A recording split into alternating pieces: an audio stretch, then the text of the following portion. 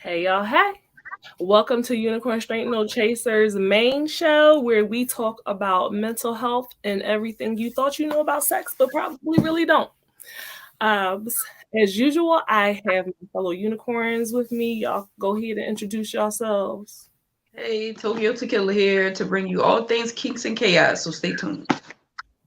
And Tony Baloney, the queen of talking shit, because I want to talk that shit. And of course, I am Siren by Night. Okay. I am the official HBIC, the Salt and Shenanigans, the diva of debauchery, all of those things. And I'm also extremely tired today, child. But we are going to get into a few different topics today. We are closing out April, which is Autism Awareness. And you know that we have been discussing anything in relation to autism. We weren't here last Sunday because people were celebrating Easter out and about, spending time with their families. And then later on in the episode, we are going to get into some scrotum stretching. Um, I don't even know what to say about that. I tried to think of something witty and clever, and I just keep thinking about Laffy Taffies. I don't know why. He's about accurate. Hey, Sal. Welcome. My sidekick, the Robin to my Batman. He is running around in these StreamYard streets. Okay. So let's get this started. I wanted to talk about two different topics. We are going to talk about autism in girls. Okay. Because I definitely have seen that there's a need for that. Um, since I've encountered a few different autistic women these past few months, and we're going to talk about boycotting Autism Speaks. And that's something I've talked about many times, but like I said, this platform, we are fairly new to it. So a lot of people have not been privy to those conversations, and that's always something really important that I want to delve into because it's not brought to light very often. Now, I think everyone probably out there is familiar with Autism Speaks. You know, when it comes to platforms regarding autism awareness, they are the most well known. You know, every year they have their Light It Up Blue campaign where it's just supposed to be spreading awareness. They have, you know, well, because of COVID, they haven't had it. But typically, they would have their autism walk, where people donate a lot of money, a lot of money. And it's like I said, they're the face. If when you have your child newly diagnosed, that is the organization that is going to be pushed on you the most, that you're going to see most prevalent on social media. And I'm here to tell you that it is a horrible organization. It is not what you think it is. It does not do what you think it's supposed to do for the autistic community, and that you actually might want to educate yourself before you continue to donate money to them, before you go ahead and paint your nail. I mean, people do everything: paint their nails blue, dye their hair blue, wear blue t-shirts, and they come out of the month of April not knowing anything more than they knew when they went into it. And to me, that is the huge problem. If you are getting hundreds of thousands of campaign dollars, you are getting people that invest money, that donate money into this campaign that has been going on for years. Okay. And there is still the amount of ignorance that I see in these streets regarding autism. That is a huge problem. That means that somewhere along the way, the money is not going to where it needs to be going to. Um, Very much like is it Susan J. Coleman organization for breast cancer awareness, where wasn't aware that there was an issue with that organization and that the money was not going to where it needed to go to. It's the same situation. They use a lot of fear mongering. They're very, cure oriented, and a lot of autistic people don't want to be cured because all they really want is for people to accept them how they are, instead of trying to force them into the box that you want them to be forced into. So I feel like instead of running around making commercials and putting funds towards an alleged cure to appease the parents, you should be focused on what the autistic people want for themselves. And it wasn't until very recently that they even had any autistic people on their actual board.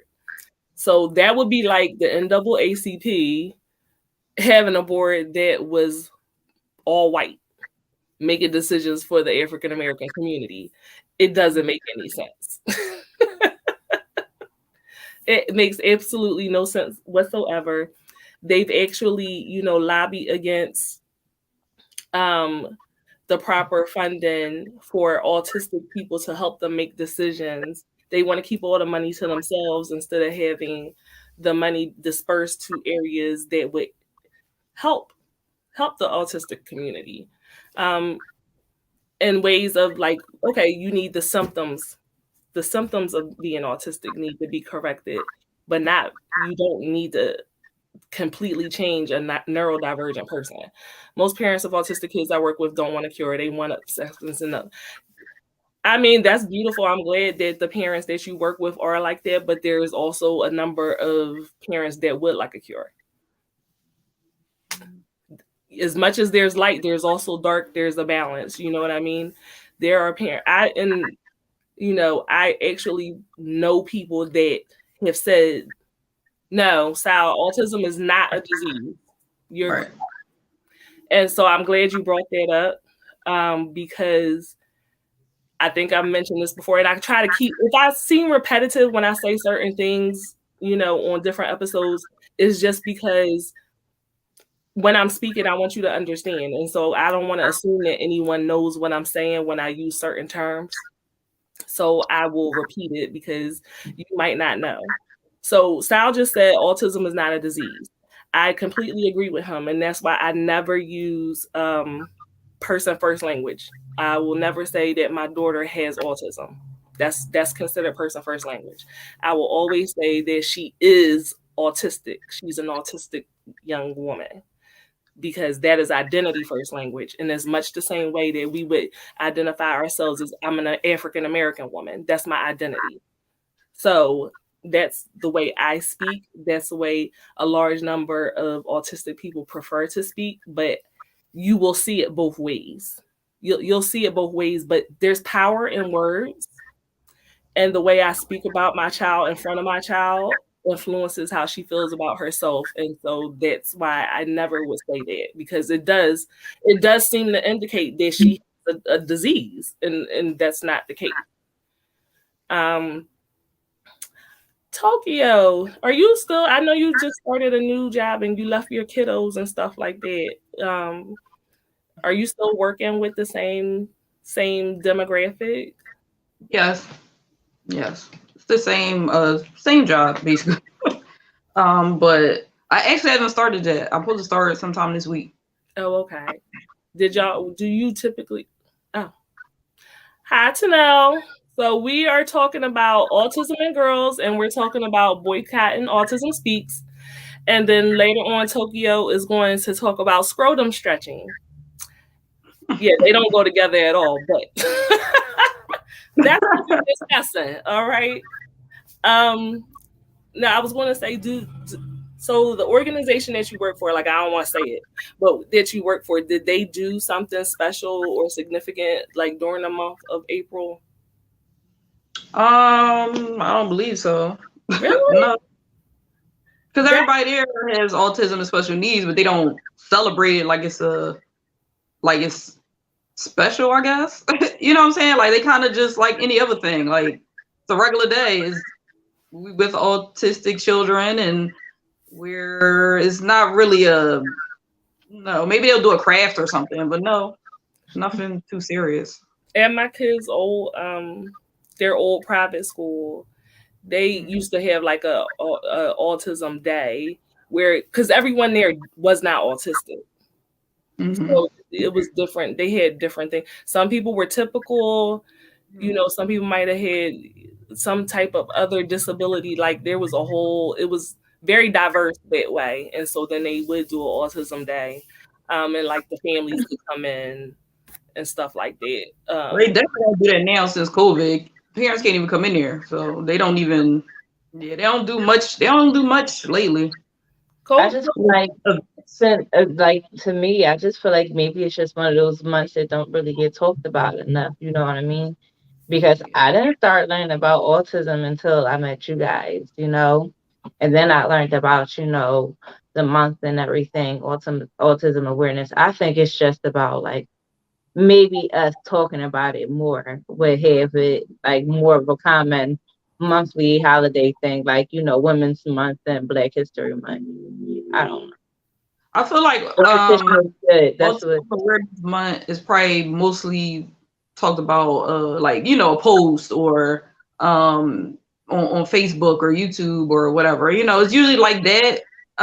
What I see, at my job, they don't really, I guess, single out. I mean, because we are multiple disabilities in my at my old job too, but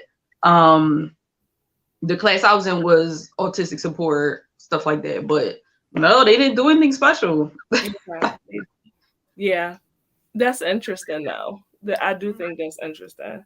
I feel like that all schools should have like a class, even if it was like once a month, where they talked about different types of disabilities. You know what I mean? So that it would be more commonplace. So like when my kids went to their old school, because there was just a mix. There was never any bullying, never teasing anyone. This child might be in a wheelchair. This child might, you know, be using some type of walker. Like they were used to it. So when my kids see children that are like that, they don't stare. They're not like, oh my God, what's going on with them? Is because that was their everyday. Everyone was treated the same. But then coming into public school, you know, it's like a complete shock to their system because they do have, you know, different diagnoses and they're sectioned off. Yeah, they don't really. Yeah, like they're sectioned off. I'm sorry. Some schools do. In my previous job, I was in the same type of class, so multiple disability and stuff. But we would take our kids to a typical classroom and have circle time or something like that. And I do see the progression as time went on. When we first went, it was like all the kids was, oh my God, what is it? You know, like why they in here? What's wrong with them? Stuff like that. And they used to burn me up. It's a shame how you be like pissed off at other kids. And I was burnt up in there, like, what's wrong with you? You know, in my head, I'm like, you know. But then as we kept going, and like some of the other children, how they react to because I had my child was she had Downs, and they don't care about your attitude, you know. So she would be in there dancing and doing her thing, you know. She don't care about nobody's attitude, and so some of the other children would start liking her, you know. And then so you see this child, like maybe the popular kid in the class, liking her, and then all the other kids start to like her. So then it kind of, you can see the progression of like, oh, at first, I don't know what's wrong, but then it was like, oh, come on, let's play, you know. And I thought I really like, that's why I kind of like the inclusive classroom stuff. Like maybe not all day because it might be a lot, but definitely let the kids mix once in a while. And a lot of schools are starting to do that more. But you know, these kids don't be knowing what to say out their mouth. These typical kids, I'm telling you, I can't work with them. To know. Cool. I never use Autism Speaks, but I heard they don't really provide services, but they're trying to cure it. I'm not sure. My son is autistic, so we treat Autism Awareness Month as his special month. Autistic kids are often hitting away at school, so I feel like it's his time to shine. Yeah, that's what I was just saying, how they section them off, because, you know, my daughter's in autism support class too. And she interacts with other kids that are typical, like when they do their specials, and their specials are like music, art, gym, that's when she'll mix with the typical children. But I just feel like there's a better way to do it. She doesn't need to be with the typical children all day. That's what I'm. Yeah, but she's getting older and she's about to go to middle school, and she has expressed to me, matter of fact, today she brought it up that she said because she doesn't want, she's been at her school for the same school for 5 years. So she is not ready for, they don't like change. They don't like change. Yeah, she's not ready for that. But when y'all get a chance, wait, I'm sorry, can autistic people participate in the Special Olympics? I'm not being funny. I'm really asking a serious question. Yes, they can. They can participate in the Special Olympics, and you gotta remember that it's a spectrum, and the regular Olympics too, right? Yeah, there's no reason. Yeah. So the thing about autistic people, or a lot of autistic people, have a comorbid diagnosis. That means they have more than one. So like my daughter, and I've said this before, she's autistic. She has inattentive type ADHD, and then she has 7q11.23 microduplication syndrome. I gotta say it fast because if I don't say it fast, I'll mess it up.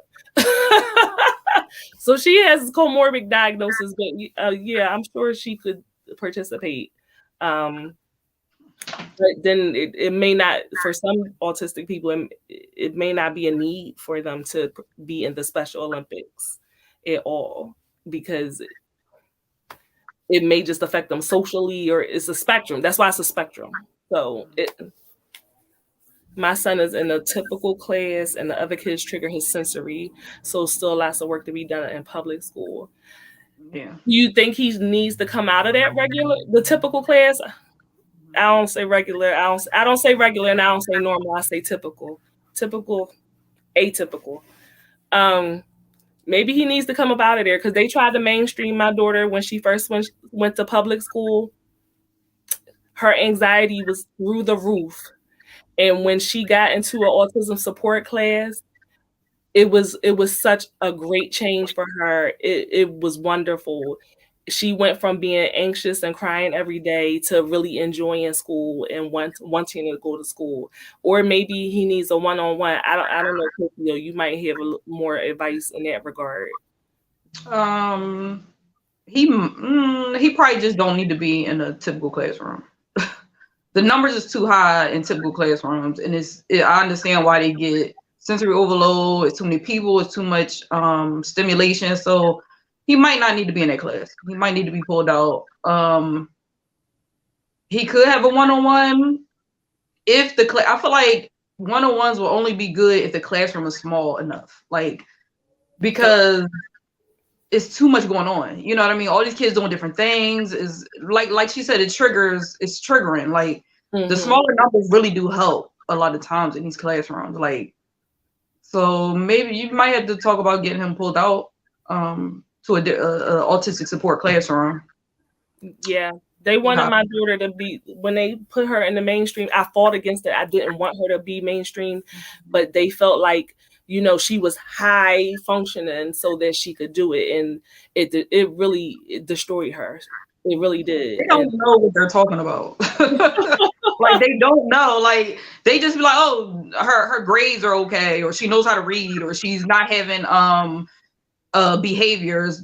They really will put them into an autistic support classroom if they have behaviors. That's kind of like why you get a one-on-one and all that type of stuff, is because they got to have some type of behaviors. Is non-typical things that kids do, like like hitting or sensory stuff. Like, it's certain things that they do that typical kids don't do. Like an extreme STEM, right? Like something that just kind of possibly hurt themselves or others. That's really a big one. So if your child is autistic and they have really bad stems to where they bang their head on walls or something like that, they need somebody to be with them. They will probably switch their classroom, or get a one-on-one and to help manage the behaviors. But if he's being triggered, get him out of there.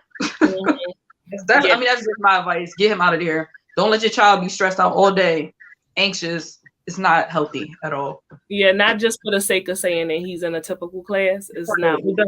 He's not learning. He's not progressing. He's not going to work.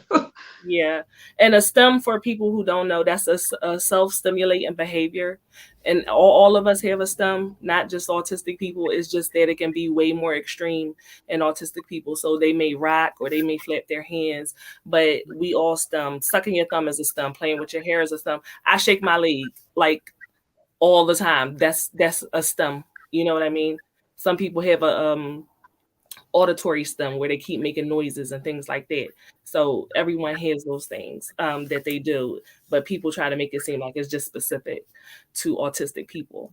But when you guys get a chance, definitely do your research on Autism Speaks. There, if you go on Instagram and put in boycott Autism Speaks, there is a specific page that comes up that gives you more information about it. If you go to YouTube and you put in I Am Autism, you will see one of their original commercials.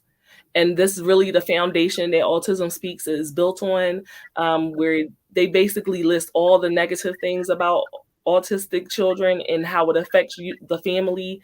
Is not even about providing a safe space for them or helping them to not cure, to help them with their symptoms, ease the symptoms. It's about how it's affecting the parent. And not that parents, shouldn't be supported. We should be supported, but also it was extreme like shit though.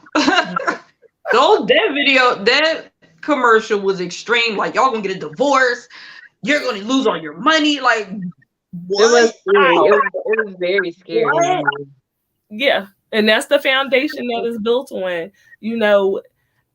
People think that just because you have an autistic child, that automatically makes you a good person. It's very weird to me. People always say like, you're so this and you're so strong and I'm like, you don't fucking know me at all. I could be a piece of shit. Not having a special needs child does not make me special at all. Now, the way I advocate for my child and the way I show up for my child, that is what is going to determine whether I'm a good mother or not. And it comes easier to some people than others. If I could be honest, I hate the amount of advocating that I had to do in the beginning of his school career. It wore me down. It's better now, but it was like the school was fighting me while I was fighting for my child. It was lonely and painful for the both of us. Yeah, I don't know why they fight so hard. I don't know why they fight so hard not to let y'all get the services y'all need. I don't understand. Like, so many stories that I hear about it is like, what? Like, but to know it's not even just for autistic kids.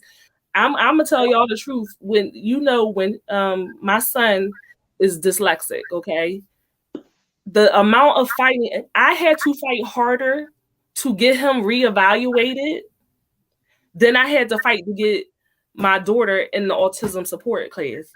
They did not want to reevaluate him. It's not just for autistic children, it's for children that need any type of extra support, because this is the reason why they're fighting you so hard, because they don't have enough staff, they don't have enough therapists, they don't have enough speech, enough OT, they don't have enough of any of that.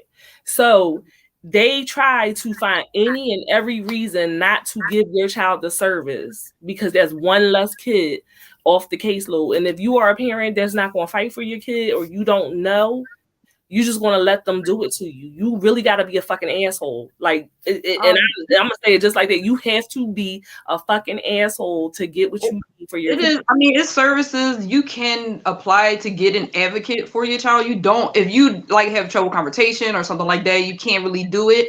You can get an advocate. I think it's like state ordered or something. I don't really know like the steps on how to do it, but you can get an advocate and they will fight for you. And the school is scared of them. So they put fire under their ass. Every school that I've been to, they had an advocate. That person was on top of them, and they made sure they got the service that they need, and they made sure that they got the classrooms that they need. And like they really do. They are really good for them. So if you can't advocate for them, just find an advocate that you like, or that you can trust, and they will actually fight for you. Like, they don't play around. Schools are scared of them, okay? Because you will get burnt out. And I'm not even going to lie. The fight over him being reevaluated, that took the last bit of everything I had in me. And I was very depressed for a really long time, because it's hard. It's hard when especially if you're doing it by yourself. And sometimes you can have another parent in the household, but they're just not good in that way. And so the burden falls on one person, and you still end up feeling like you're alone. So, definitely try to use those advocacy services. that can take a little bit of the load off. Don't be afraid to. I'm a fucking sue y'all. Like Yep. do what you gotta do. Yep. Breton. Yes, Understood. Sal, that's absolutely correct. Yeah, they'll let your baby fall through the crack. That's right. Keep on being a bitch. For real, keep on being one, because sometimes that's the only thing they respond to, and then it's like you don't even get an apology. It's like they reevaluated my son. Oh, he's dyslexic. Who would have thought it? Like, that's what the fuck I've been saying for a year. Like, child. It don't make no goddamn sense. So the round out the Autism Speaks portion of it, there's a few other reasons why they're not a good organization, aside from the fact that the money is not allocated to the right places, the lack of autistic people on the boards. So the puzzle piece, right? I don't use the puzzle piece anymore.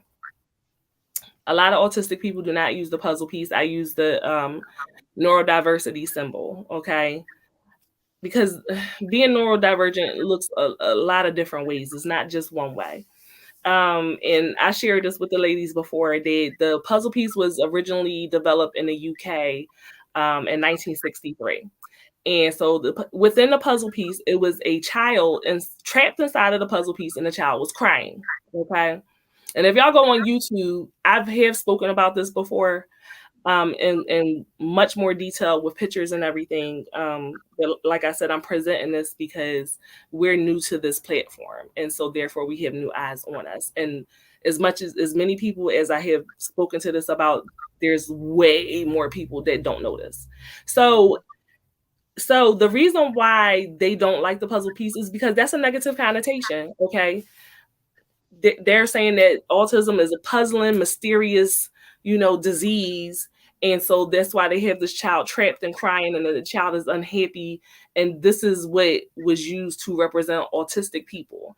But because people don't know, they don't know the true origin. And of course, Autism Speaks is going to try to keep it secret. People are walking around with the puzzle pieces, but now more and more people are getting to know the real origin behind it. And so they don't want to use the puzzle pieces. So I would strongly urge you guys to invest in neurodivergent symbols, which looks like an infinity symbol, versus rocking the puzzle piece. Do not light it up red. Use red instead. That's the tag for autism acceptance versus the Lighted Up Blue campaign, because the Lighted Up Blue campaign is specifically connected to Autism Speaks. And on top of everything else that Autism Speaks has done, when they were originally doing the testing and surveys and everything else on autistic people, they were primarily only looking at white boys. That's another reason that the campaign is blue. It's blue because they connected it to being a boy. They consider autism to be a boy's disease. So that's why the campaign is blue, which is not true. Autism is not specific to white. It's definitely not specific towards your gender. And it's only because autism presents differently in girls. So they are used to boys having behaviors, as Tokyo said, being more, volatile and hostile, whereas girls will present as being, more shy. We naturally equate femininity and being a girl to being humble and quiet and meek. And so we are just thinking that they're just being a girl. That's all they're doing. But that's not the reason why they're quiet. That's not the reason why they're shy. They may typically not have any speech delays. They're not going to have interest in technical things.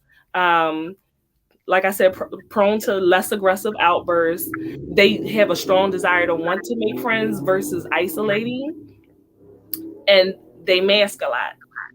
So masking is when an autistic person is purposely trying to hide any symptoms of their autism so that they present to the world as typical, or as other people would say, normal, which is very, very dangerous for them.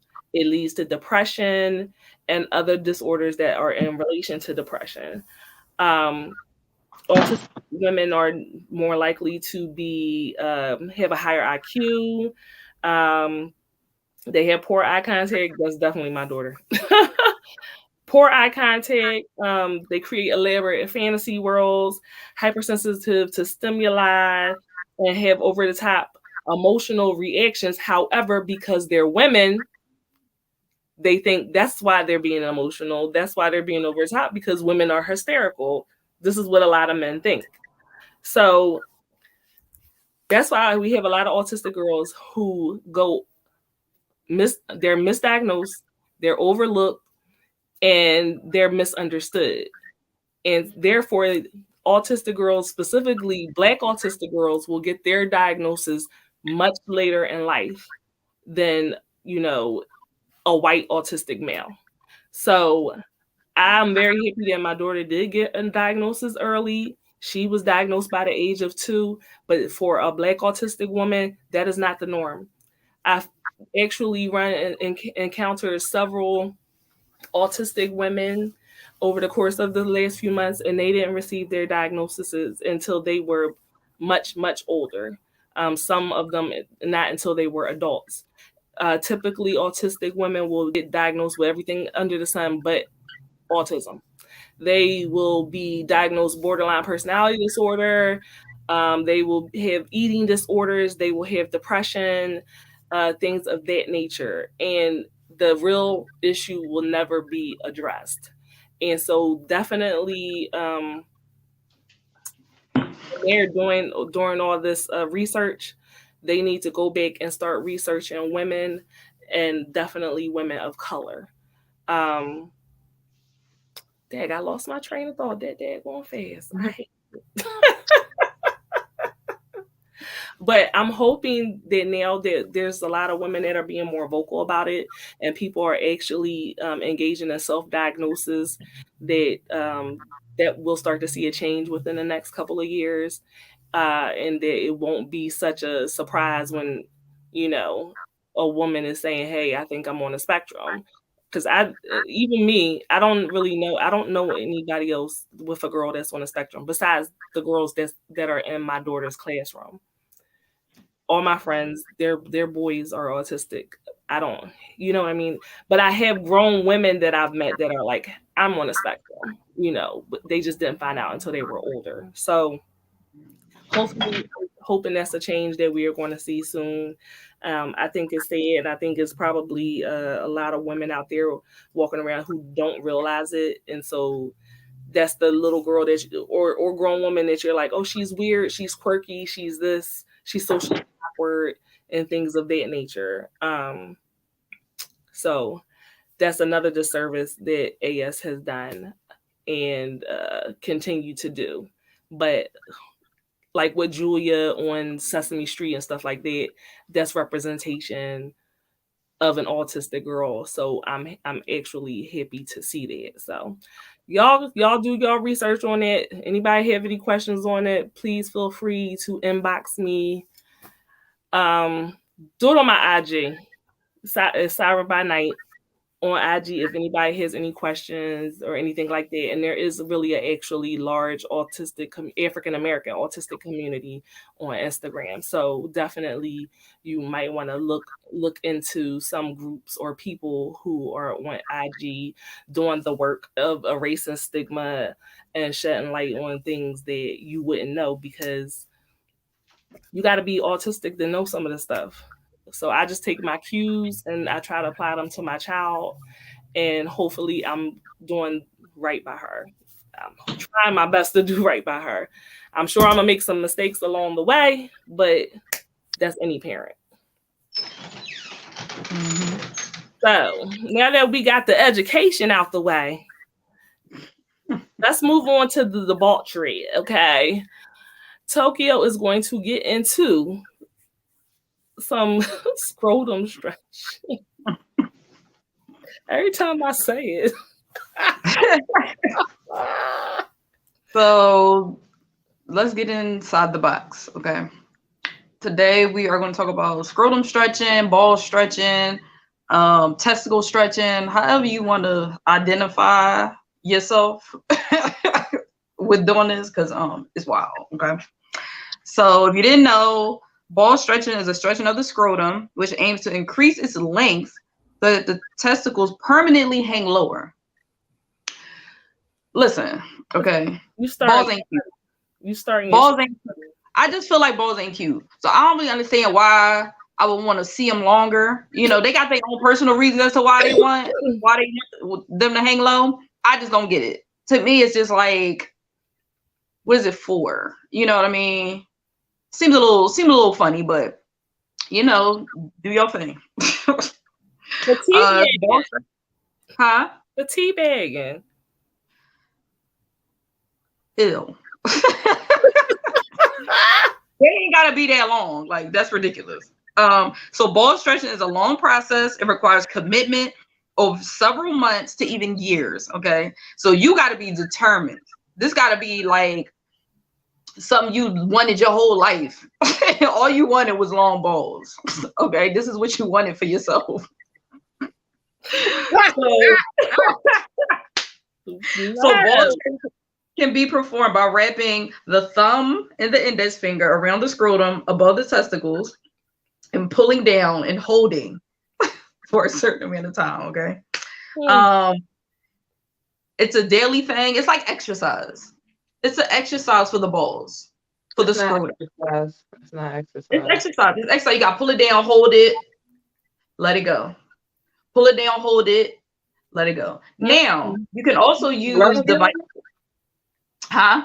Like a rubber band? Yes. Pull it down, hold it for a couple seconds. Some people want to do it for hours, but that's not recommended. You can also use devices to help expedite this procedure. I say procedure. Stretch your scrotum again. I'm gonna get to the reason. I'm gonna get to it. So ball stretching can also be done by using a variety of devices such as leather straps, steel rings, rubber rings, weighted rings, which increase the tension and speeds up the stretching process. So if you ever seen, like, the rings kind of look like cock rings, but they're kind of smaller and they might have weights in it. So you basically stretch it, put it on the scrotum, and then they pull them down with weights. Some people say 30-second stretch several times a day is all that's required. Some say daily stretching will last up to several hours. As you can tell, the ball stretching can also be used in BDSM. Most of the stuff that I talk about can be used for BDSM purposes. It can be, you know, a sadism thing where you're making them stretch their balls, and, you know, like a pain response, things like that. So the reason it's so silly, but the reason why people may want to participate in this is because they believe that lower hanging testicles will help boost confidence, feel more masculine and virile, and increase the production of testosterone. So for some reason, they believe that longer hanging balls means you're more of a masculine person. I'm more of a man because my balls hang low. So have you ever heard the saying, like, oh, your balls ain't even dropped yet? You know what I'm saying? Yeah. Like, you ain't even hanging. They ain't even hitting the floor yet or some shit. Like, is this like a culture thing or like a cosmetic thing? It seems more cosmetic. It seems way more cosmetic than anything. Because I never once said that I wish my man had long balls. That's what I'm saying. They feel it's something internal. They feel that way. I'm sure not one woman said, you know what, them balls ain't hanging low enough for me. You must not be a man. Like, no, I feel like no woman ever said it. I mean, I don't want them to look like tight chipmunk cheeks neither. Why are we leaving? What? Why not? Let them. I'm just saying, I don't want them to be like they hide. You ain't doing nothing to them. Y'all do gotta close your eyes, lick on them. You ain't even gotta do nothing to them. What is we doing? I do gotta do something to them. I gotta put them in my mouth. I know, but I need just to hang down low that you don't like doing me.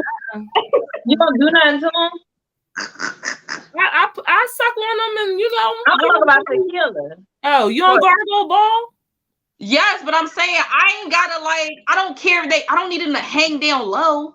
You know what I'm saying? I don't need to they moving around trying to hit me back. Either, but they ain't gotta be that low. If you look at the expression like click clacks. Y'all remember click clacks? Not click clacks. But then you go like this and they go. Yeah. Oh, you get on my nerves. Don't nobody else remember click clacks, okay? Yeah, low key was really a STEM, a sensory toy. Sensory toy, yes. Yeah. That's what that was, because they just had you for a little minute, for no reason. Just click. Listen, I don't need no low hanging balls. Especially not the example that I've seen. I don't need you to ever do that. Don't ever do that. Don't ever have it where the skin is like this, looking crazy, and then you got balls at the bottom. I don't like it. I don't think it's cute. I don't get it. But this is how they feel. They feel more masculine. They feel more virile. Like, oh, I must be more of a man because they have it. You said virile. I was like virile, like a damn. There are, it does for some reason produce testosterone. A longer scrotum can increase a pleasurable sensation during hand jobs, fellatio, and sex. I guess it feels good. I don't understand. Okay, hanging balls, I can imagine the slap from the ball to the booty cheeks might be a little bit of, or not the booty cheeks. Yeah. Listen, you ever had a nigga the balls that maybe and it's just maybe hand is cool to the vagina, little slap to the vagina or the booty cheek, however position you in. I guess. I don't like it. You don't like it? It feels weird. It make me think like they old. Like you're that's old. What it make me feel like old man balls. Yeah. Ew, So I don't like it. Yeah, you just made me like it's sad. There's 5 different slaps back there, like slap. Like I don't little balls just. You ain't got nowhere to go. You a young man. You have nowhere else to go. Like them bitches gonna be just hitting your knees and shit. Like yes. It's crazy. But I guess they do receive some type of pleasure from it. I guess you playing around with them. Maybe it's just more surface to have sensations, so it feels good during sex, fellatio, hand jobs, all that. Some believe the lower hangers will make their penis look larger, which what? the longer they hang, the bigger their penis look. That's what they believe. It don't though, because now your balls hang lower than your penis. So what's happening here? I don't get it. Do your balls hang low? Do they balls hang low? Can you tie them in or not? Can you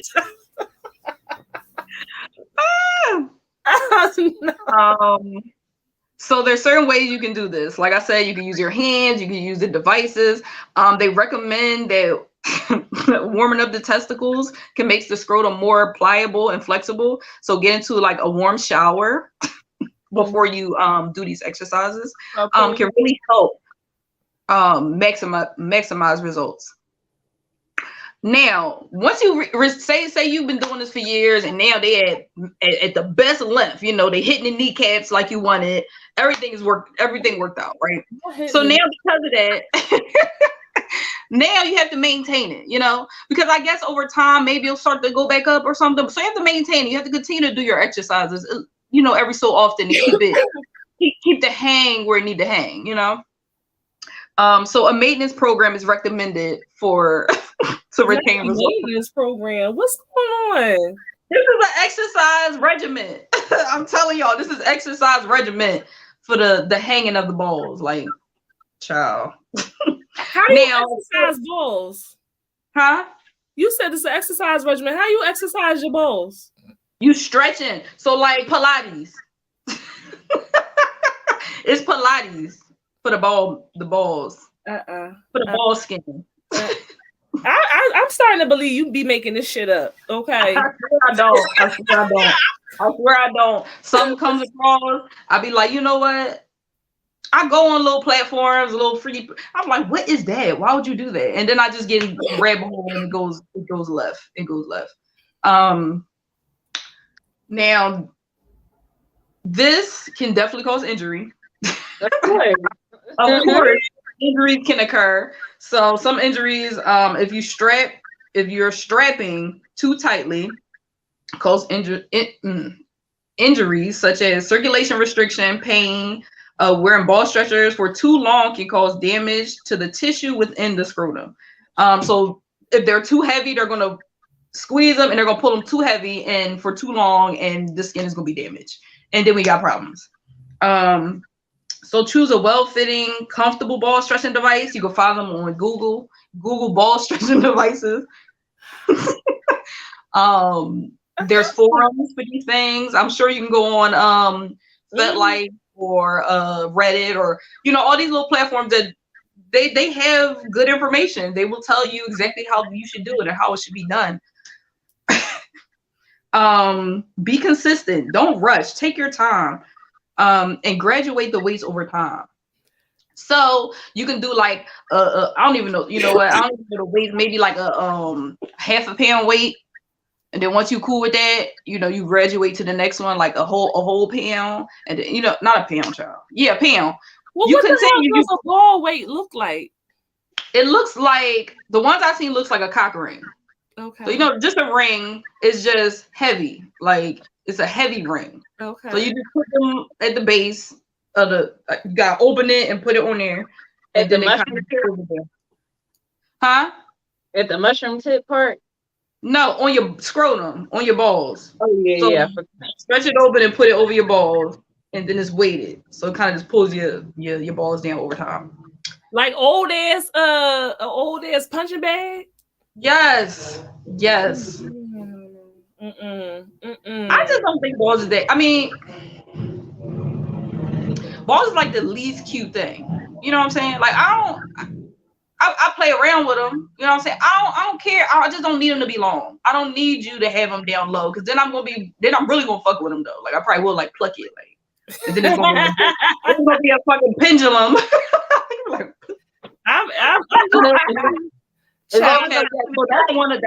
that's one too. It has an actual ball on it. That's hilarious though. But interesting. Yes, it's kind of crazy. It's a little. Who was sitting and he was like, you know what? I really need my balls to hang to the floor. Like, somebody that felt demasculated or something and was like, you know what? I ain't manly enough. How could I change this? Let's try to stretch these balls down. That'll make it better. But here we go with the bathroom games again. So now your balls is hanging all low, and every time your balls is kissing the water. For sure.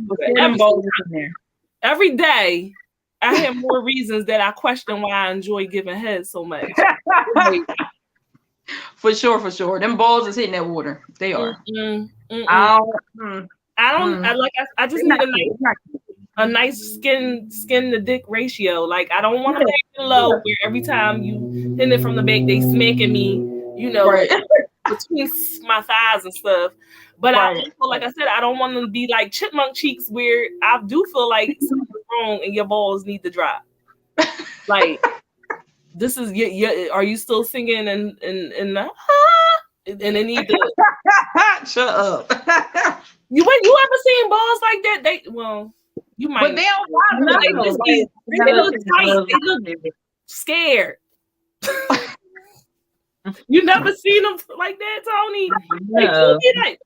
I mean, I've seen them on like porn and stuff. It doesn't bother me though. It's like, okay, I don't even care. It look like if I pluck them, they're gonna explode or something. Like they look real tight and scared, and that makes me I just don't see why I don't care. Like I don't know. Is the penis big enough? The balls. I don't care how the balls look. A little bit. How the balls look. I swear I don't care. I swear I don't. Don't care Well, at they all. can be long. I might care if they were super long. Like if you did stretching techniques and shit, I probably would care. Like I don't. Please. They better look like fucking testicles. I tell you that I'm gonna have a problem. If they look any different than regular fucking testicles, we gonna have a problem. Crazy. They look crazy. The skin is extremely too long. Like the skin better not be tight. I don't want none of that. Well, do you care if they only got one ball? Medium. If they got one ball, okay, you probably had some type of ball cancer or whatever. I can understand. If shit happens, you can't stop ball cancer from happening. I'm not gonna hold it against them. You got one that's okay. We go work with it. But like, I shouldn't be mad. I don't know why ball cancer sound funny. I know it's a shame. It's a shame. The shit happens. It shouldn't be too fucking loosey goosey. And damn sure shouldn't be no fucking tight ass like Botox nuts. I don't want to see this shit. Like not Botox nuts. they better look like fucking testicles. I'm telling you. It's loosey goosey for me. Why? What? Like a fucking elephant ear or something. Just laughing. Nobody wants to see this shit. Like I just don't feel like no woman was like your balls need to be super long. Like I just don't. You're doing it for yourself. They're doing that for themselves. It makes them so they feel better. No woman has ever been like these nuts is too wrinkly. I mean, like not wrinkly enough. Like more wrinkles for me. No, nobody said that. Nobody said that. I need more folds in your testicles for me to be like nobody's what? No one. Why are you your nuts? Who told you that was attractive? Right. We're so judgmental about our titties and stuff, and like whether our titties hang or not. And I didn't even think about that. You worrying about my titties? Worry about your goddamn testicles and whether they hanging low or not. You know what I'm saying? I could get a breast implant, push come and shove a little breast lift or whatever, but they don't rejuvenate the fucking testicles in the scrotum. They don't do that. They don't give you a little. You just want to give you a little lift and a little implant. I never heard people getting Botox in their balls. People Botox in their balls? I said you never heard of it. I feel like somebody might be Botox in their balls. Or we gonna start getting like ball implants? Like, oh my god. You want them supple and perky? Child. Listen, ain't nothing new under the sun. It might be somebody might start doing it, and it might be a whole thing. Like you could get rich off of that shit. Right. I mean, people making ball stretching devices, so they getting money too. BDSM community, they're getting money through that too. How many people really is buying ball stretchers? Like now, it's multiple websites you can go on. Child, I'm living life fucking wrong. Okay, I need to get in on this damn sex toy, kink toy situation here and give me some of this money because I if you want to be sadistic, I'll design some shit for you. Okay, thanks. All types of little weights and stretchers and. I'll make shit look like little dumbbells, all types of stuff. Why not? Shit. I'm gonna literally make click clacks for your balls. Yo, yeah. So you just be safe out there, man. Don't let it go too fast. Don't put super heavy weight. Don't hurt yourself. Take your time. This is really what you want your life to be. Fucking weird. Is it like a psychology behind it? Well, yeah, the feeling of more masculine, being more masculine, they believe that if they're longer, that they're more manly. Like that's psychologically, that's how they're feeling about it. Like, where did they get there from? Like I know what I really feel like is you ever see like back in the, first of all, they little PPs used to be little back in the day, but the statues of the men with the penis is always like a penis statue, and the balls was always bigger than the penis, like every single time. Their penis be like this little, and they balls just be hanging under there, like I feel like the balls was always more prominent than the penis in those statues. Because this particular race who drew that had small penises. You know what I'm saying? Right. But I think psychologically seeing these things, they really believe like, oh, it's the balls. Like the penis doesn't matter. It's the balls. You gotta have good kahunas. Like I feel like I'm not sticking balls in my vagina. Why does that shit matter? I agree. I think it's just the balls are important. I don't know. There's certain sayings like you don't have the balls. I think it's just like a subconscious thing. We talk a lot about balls more than we think we do. It looks weird. But Don't not nobody. in that context. So do y'all feel like it's been an evolution of the penis? Like you brought up the statues and like the artwork and stuff, and you're right, they did always have a small ass penis. Like, do you feel like the penis evolved and is larger than it used to be? I think so. Or do you think so. Or do you think they wanted the penis to be small back then? Because everybody couldn't have a small penis. Like, you're not gonna tell me everybody who had a statue, everyone who was in the artwork, like all their penises were small. Nobody had a big dick. Not one person. Or was they purposely drawing them small because they thought they looked better? It looks stupid. Now I'm curious. I do think it probably got bigger as time went on, but I think they tried to take the focus away from the length. So yeah, I agree with that. I think it was like, if it's small, y'all not going to really. If it's bigger than this, then y'all will be happy about it. You know what I'm saying? Like, I'm so a small one and try to trick y'all into thinking like, oh yeah, our penises are like this small, but like if it's a little bit bigger than when their artwork was being done up, maybe it was just cold. You know what I'm saying? They was booty butthole naked. It probably was a little cheap. It was just cold, and it was just on off. I feel like people just used to stink. Mm-hmm. They did. I'm just imagining a turtleneck back in the day. Oh my god. Ugh. I don't know how anybody else They accepted it. That was normal smell. Like if you grew up in stink, you know what I'm saying? Then stink is just normal. Yeah, you was used to a musk because like they only used to bath like twice a week or something. Like twice a month, once a month or some shit. They was bad, and they used to fucking wrap tissue around a stick and just be like that, and that was it. It was awful. It was an awful time. Not once a year.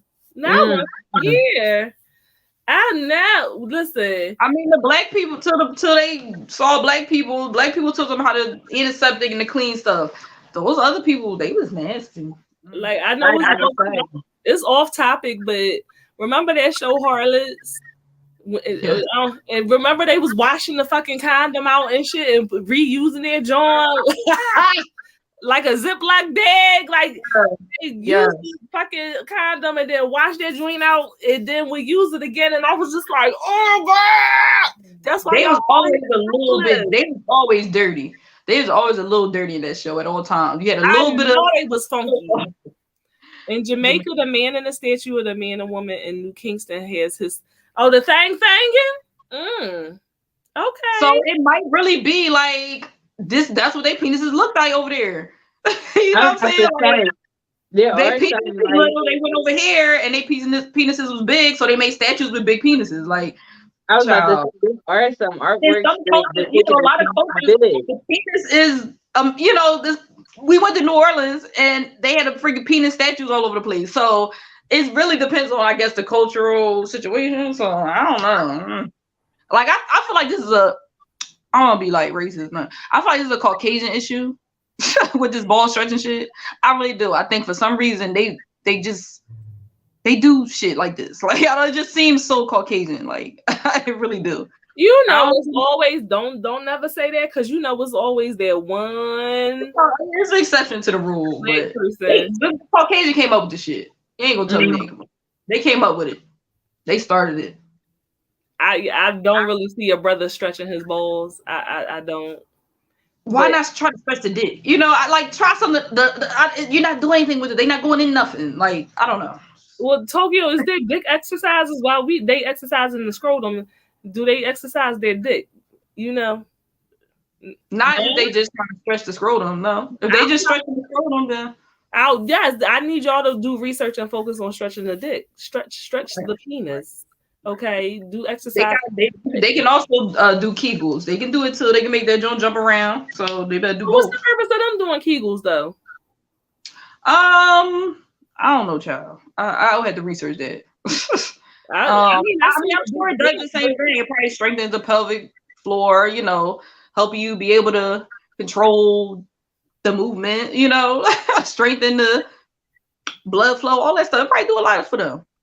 It's not like you're gonna have a muscly ass penis. Like look like the Snickers before they took the vein out and shit. That was devastating. They said it's back though. They put it back. But now I'm confused because I'm like, where did the vein come from in the Snickers? See, I don't eat them like that. So, but a Snickers did look like a penis vein. Like, you're right. Yep. Was that the real intent? Snickers, I think so. You know, back in the day, everything was penis formed. Everything was to emphasize the penis. So, Charles, these guys are so insecure. all these years, y'all been snacking on a little chocolate dick, huh? And they good. They was good too. I ain't eating them. They good too. They like my favorite. They made a fun size one for y'all. That's probably why they my favorite. They was my favorite. Real reflective over there. I seen the picture of it unveined. I said, "What? Ugh, this is not even a track." It looks really weird. It looks weird. I don't understand why. That was a bad batch. They forgot to put it in or something. How you?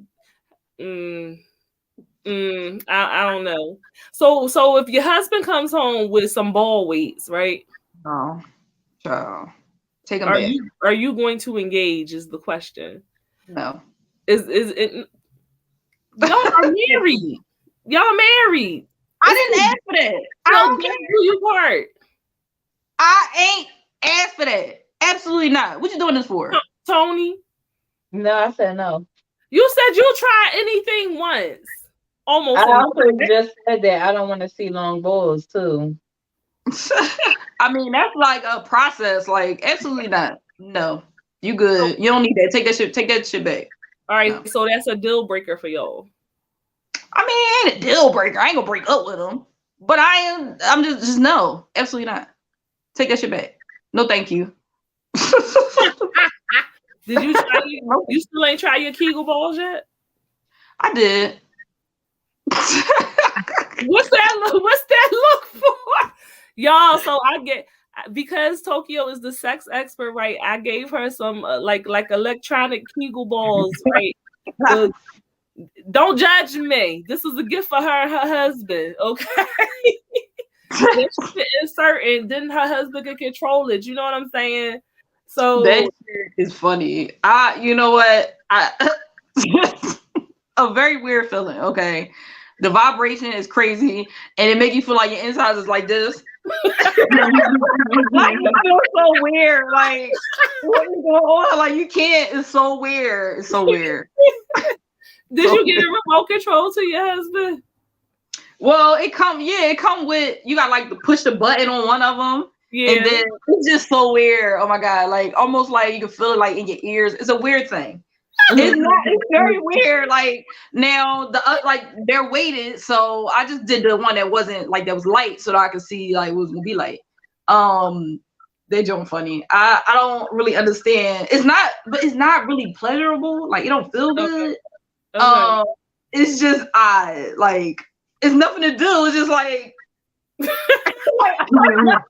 like, what is happening? Like, why? It's very funny. But I could definitely use it for just regular Kegel. I don't think I want to vibrate. Okay. Okay. See, they had to put some razzle dazzle on them. You know, they was like, okay, you got Kegel balls, but now these joints vibrate too. But somebody else might like them. I think I'm gonna buy some more, so like the next time we do a live show, I can give them away to people. So if any of y'all out there ever come to a live show and y'all want these electronic Kegel balls, you know, y'all make sure y'all play the game and win. Right. I might try it. I want the vibrating panties. That's what I want. Okay, yeah.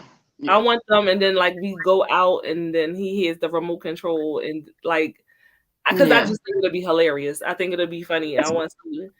Vibrating is a little intense for me sometimes. Like, it's a little too much. A little bit like the vibration. I don't know. Sometimes them joints be like fucking lawnmower strong. Like, I don't know what's going on, bitch. I'm in there like. So the vibration be a little crazy. I don't know, man. But I think the panties is just like on the outside though, right? No? Yeah. But that's what I mean. Even like the clitoral stuff, like when it's a vibrating thing, it'd be a little hot. Like it'd be too much sometimes. I'm gonna get a vibrating cock ring for him. Okay. I'm sure they hit one. I'm sure they take one. And just be fucking with them all fucking day. I think shit like that is funny. I think that's funny. I don't know if it's gonna turn you on, but it'd be funny as shit. Yeah. Be the randomest shit happening, like on your way out with family and shit, you just be like, we want you to family reunion. Wait. No. What if you like accidentally like just leave some in your mom's lingerie drawer? Oh shit. Child. No. My mind just went completely dark.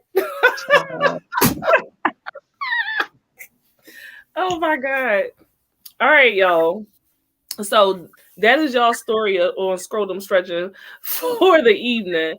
As usual, we are not actual doctors. If you decide to go buy some scrotum weights and put them around your man's balls, and you end up having to go to the hospital, you ain't got nothing to do with that. Okay, you could do kinks, but kink responsibly. I would strongly urge y'all not to do that, but who the hell am I? Anyway, make sure that y'all come and see us for our nightcap show on Wednesday, 7 p.m. Eastern Standard Time. That's where we discuss all things pop culture, social media driven. Okay. And then make sure you return and join us every Sunday, 7 p.m. Eastern Standard Time, where we are going to discuss mental health related issues. And Tokyo is going to take us deeper inside the box. Okay. Concerning all things sex, scrotum stretching, scat play, you name it. We finna talk about it. All right. Actually, today was kind of tame. This was tamer than normal, so I could live with this, Tokyo. I see. I'm waiting to do the ones I got in the back burner for when we all get together, because I need to show y'all pictures and shit. So I got some in the holster that's gonna mess y'all head up, child. See, the problem with our sex segments is, y'all, that we have a lot of things that we would love to show you, but Facebook will shut us the fuck down. YouTube will shut us down. So we would love to show you a lot of pictures of the sex topics, but it's not these little mild, regular topics. Oh, how much dick can you take? It's usually like some kind of kink or fetish or something like that. And there's no way in the world that social media would allow us. We would be back in Facebook jail. And I'm a repeat felon, so I can't hear that. Y'all make sure y'all follow us on YouTube, IG, Facebook, okay? Also on TikTok, okay? Unicorn Straight No Chaser Podcast. You can follow me at Siren by Night on Instagram and TikTok. Also, make sure that you follow Head Nerds in Charge, all right? That is our parent platform. You make sure you follow them on Twitch, Discord, YouTube, Facebook, IG, TikTok. On the YouTube, make sure you hit that notification and subscribe button, all right? Make sure you are on the Patreon. Unicorns are on the Head Nerds in Charge Patreon. Select the unicorns here. I know I look crazy today, but I don't look like that all the time. So you can find all my not suitable for work pictures underneath of the unicorn tier. Make sure you are supporting us at HNIC Con, which is coming Juneteenth weekend. All right.